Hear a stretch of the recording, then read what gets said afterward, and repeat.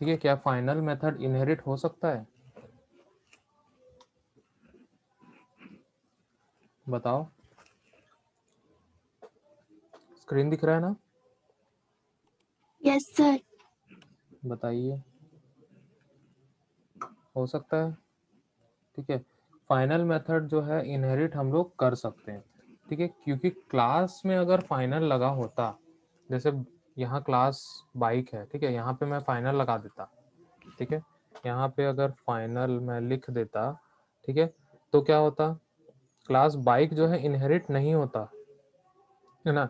लेकिन हम लोग ने किस में लगाया है? मेथड में लगाया है, क्लास में नहीं लगाया। और इनहेरिट हम लोग क्लास को करते हैं। ठीक है, तो हम लोग अगर किसी मेथड को फाइनल डिक्लेयर करते हैं तो हम लोग उसको इनहेरिट कर सकते हैं। ठीक है, नेक्स्ट आते हैं, व्हाट इज ब्लैंक और अनइनिशियलाइज्ड final variable.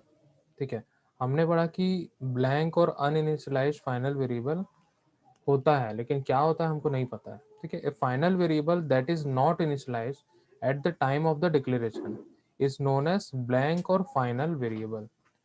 If you want to create a variable that is uninitialized at the time of creating object, once initialized may not be changed. It is useful. For example, PAN card number of an employee. ठीक है, it can be initialized only in constructor. ठीक है, तो अगर हम लोग कोई भी डिक्लेयर कर लिए फाइनल वेरिएबल और उसमें हम लोग डिक्लेयर करते टाइम पे हम लोग उसको इनिशियलाइज नहीं किए तो हम लोग उसको बोलते हैं ब्लैंक वेरिएबल। ठीक है, ब्लैंक फाइनल वेरिएबल। ठीक है, उसको हम लोग ऑब्जेक्ट क्रिएशन के टाइम पे हम लोग इनिशियलाइज कर सकते हैं। ठीक है, जैसे ही हम वो इनिशियलाइज हो जाएगा उसकी वैल्यू क्या हो जाएगी? कांस्टेंट हो जाएगी, उसकी वैल्यू हम लोग चेंज नहीं कर पाएंगे। ठीक है, जैसे एग्जांपल पैन कार्ड नंबर जो होता है, ठीक है, एक बार एंटर कर दिए मतलब कर दिए। ठीक है, उसकी वैल्यू कभी चेंज नहीं होगी। ठीक है, एक एग्जांपल हम लोग देख लेते हैं यहाँ पे। ठीक है, क्लास स्टूडेंट यहाँ पे दिया हुआ है, देन उसके बाद int ID string name, then उसके बाद final string PAN card number हम लोग यहाँ दे दिए। ठीक है, यहाँ पे हम लोग ने इनिशियलाइज नहीं किया है। ठीक है, इनिशियलाइज नहीं किया, तो ये क्या बन गया? ब्लैंक फाइनल वेरिएबल बन गया। ठीक है, नेक्स्ट आते हैं यहाँ पे, can be initialize blank final variable. ठीक है, हम लोग इसको इनिशियलाइज कर सकते हैं, लेकिन किस में कर सकते हैं? सिर्फ और सिर्फ कंस्ट्रक्टर को यूज करके हम लोग कर सकते हैं। अब यहाँ पे देखते हैं कैसे। जैसे क्लास हमने लिया है यहाँ पे class bike 10, final int speed limit हम लोग ले लिए, एक ब्लैंक फाइनल वेरिएबल है, हमने यहाँ पे इनिशियलाइज नहीं किया है। देन उसके बाद हम लोग इस बाइक 10 का एक कंस्ट्रक्टर क्रिएट कर रहे हैं, बाइक 10। ठीक है, स्पीड लिमिट इक्वल टू 70 हमने इनिशियलाइज कर दिया, इस स्पीड लिमिट को हमने 70 से इनिशियलाइज कर दिया। देन उसके बाद यहाँ पे प्रिंट कर दिया। उसके बाद यहाँ पे ऑब्जेक्ट बनाया हमने, कोई भी रेफरेंस यूज नहीं किया, न्यू बाइक 10, इस टाइप से हम लोग सिर्फ और सिर्फ कंस्ट्रक्टर को कॉल कर रहे हैं, कोई भी रेफरेंस यहाँ पे यूज नहीं किए हैं। तो अगर हम लोग को सिर्फ और सिर्फ कंस्ट्रक्टर को कॉल करना होता है, कभी कभी ऐसा होता है कि सिर्फ कंस्ट्रक्टर कॉल करते हैं, ठीक है, सिंगल टाइम ही अगर हम लोग कॉल कर रहे हैं तो उस प्रकार से हम लोग कर सकते हैं। तो यहाँ पे हम लोग इस कंस्ट्रक्टर को कॉल करेंगे तो आउटपुट मिलेगा 70।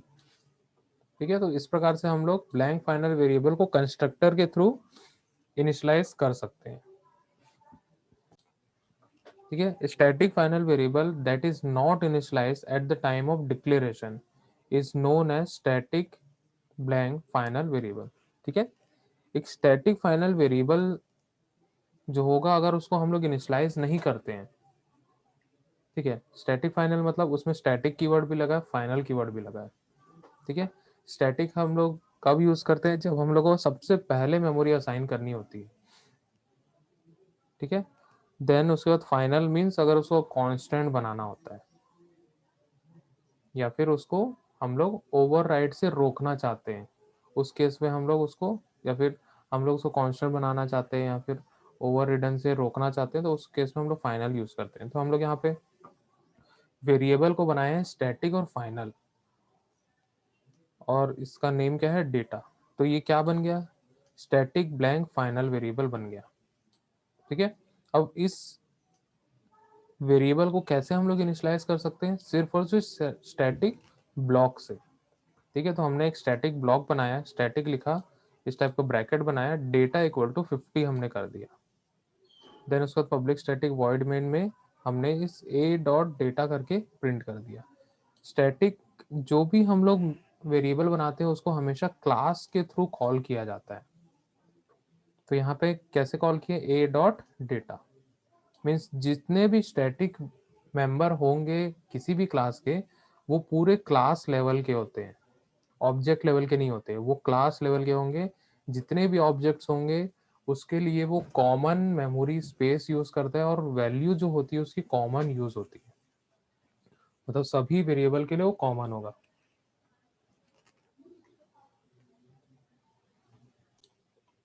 ठीक है, what is final parameter, if you declare any parameter as final you cannot change the value of it. अगर हम लोग कोई भी मेथड में जो पैरामीटर पास करते हैं उस वेरिएबल को हम लोग फाइनल बना देते हैं, तो हम लोग उसकी वैल्यू चेंज नहीं कर सकते। ठीक है, यहाँ पे एक हमने एग्जांपल लिया, bike 11 int cube final int n, n equal to n plus two. ठीक है, उसके बाद हमने एन को क्या किया, 3 बार मल्टीप्लाई कर दिया, क्यूब निकाल दिया। ठीक है, तो यहाँ पे मैनिपुलेशन हो रहा है, एन प्लस टू कर रहे हैं, क्योंकि एन की वैल्यू मान के चलो 10, 10 + 2 क्या होगा, 12 हो जाएगा। ठीक है, और किस में स्टोर हो रहा है, वापस एन में स्टोर हो रहा है। तो यहाँ पे ये लाइन पे एन की वैल्यू चेंज हो रही है। ठीक है, क्योंकि हमने क्या बनाया है, यहाँ पे फाइनल बना दिया है इसको, तो यहाँ पे एन की वैल्यू चेंज नहीं कर सकते हम। तो उस केस पे क्या होगा, कंपाइल टाइम एरर बताएगा। ठीक है, तो आउटपुट में हम लोग को मिलेगा कंपाइल टाइम एरर।